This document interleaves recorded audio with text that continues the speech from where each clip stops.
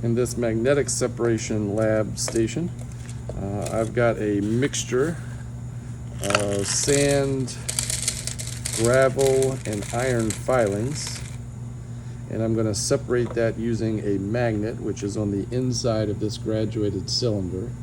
We wouldn't have to put it inside the graduated cylinder, but if you just put the magnet in the sample, now you're going to be picking iron filings off that magnet for years to come.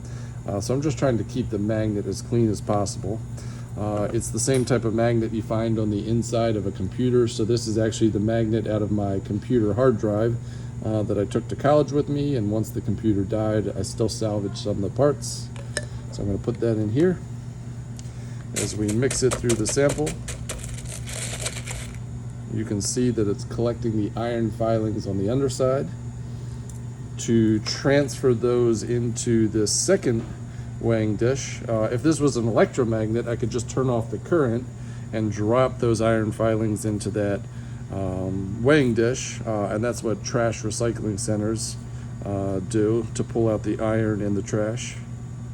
But when I take this out, the iron filings get left behind, and then I can try it several more times.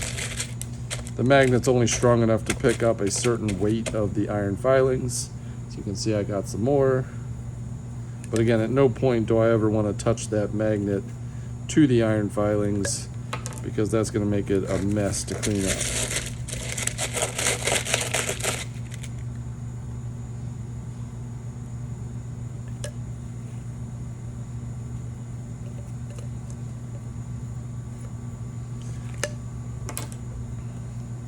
Now in this case, this is a special form of magnetism called ferromagnetism. Ferro refers to Fe on the periodic table, element 26.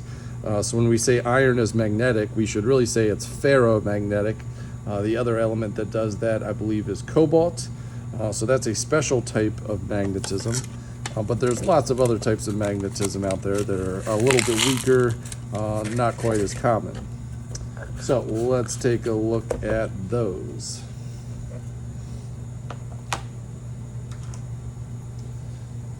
Here I have a copper pipe out of my basement's plumbing system. I needed to redo some plumbing, so I decided to save it. Got a neodymium magnet here, and you can see that magnet is not sticking to the copper, which means that this copper is not ferromagnetic. Same thing with this PVC pipe. Again, it's not ferromagnetic, it doesn't stick there. The question is, what happens if we move that magnet through the surface of that metal? We get something special known as eddy currents, which are kind of these swirling magnetic currents. So I'm going to try to look down the inside of this copper pipe here to the best of my ability, and when I drop this magnet down,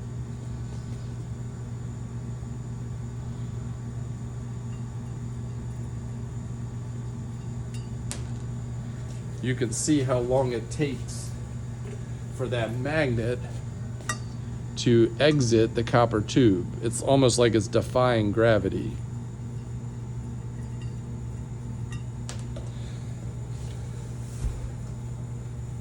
And the reason for that is metals have very loose electrons. We'll learn about that later in the year, but as you move a magnet over the surface of a metal, that causes electrons to start moving. And because electrons have a charge, in this case a negative charge, those moving electrons create a magnet field. So as the magnet moves inside the metal, even though the metal doesn't normally have a magnetic field, that creates a magnetic field, which causes an attraction to the magnet. You'll see when I do the same thing to the plastic,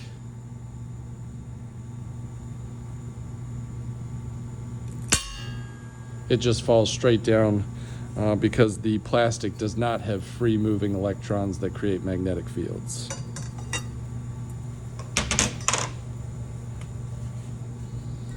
And in the last portion of this lab station, I have several US coins back here. We'll go from a quarter to a dime to a nickel to a penny.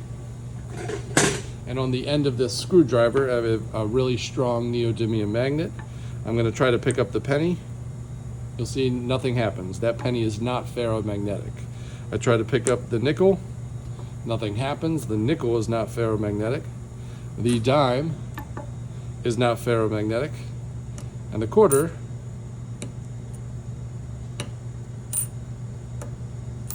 is a little bit magnetic. Now it doesn't stick, so I have a feeling that it's not ferromagnetic, but when I move the magnet away, that creates some of those swirling eddy fields, causing it to stick to the magnet a little bit. So to demonstrate this, what I'm going to do is move this. The reason it's on a screwdriver is because this is the perfect distance so that the magnet can slide just over the surface of the metal and create those eddy currents. So when I do this, I got stuck to the ring stand here. You got to be really strong, careful with these magnets, just so that you don't pinch your fingers. So I think I'm going to try moving this back a little bit. But when I do this, you can see the penny moves a little bit. By creating those swirling eddy currents, it creates a little bit of an attraction to the penny and the magnet. If I try to do the same thing with the nickel, there's really no movement because the nickel's made out of a different type of metal. If I take a look at the dime, you can see the dime really moves using those swirling eddy currents. And then finally the quarter, we get some significant movement. So even though something might not be naturally magnetic or ferromagnetic, we can get it to be magnetic by moving a strong magnet over the surface of various metals.